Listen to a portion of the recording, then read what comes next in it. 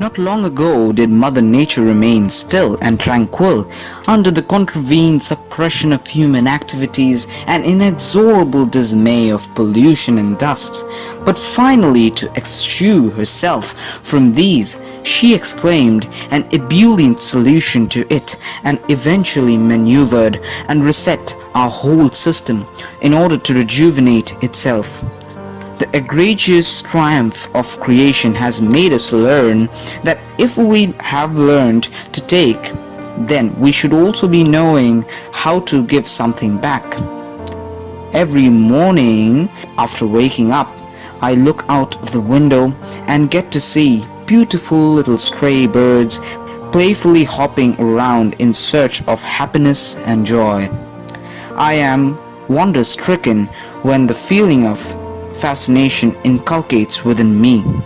Didn't the sky look something like this?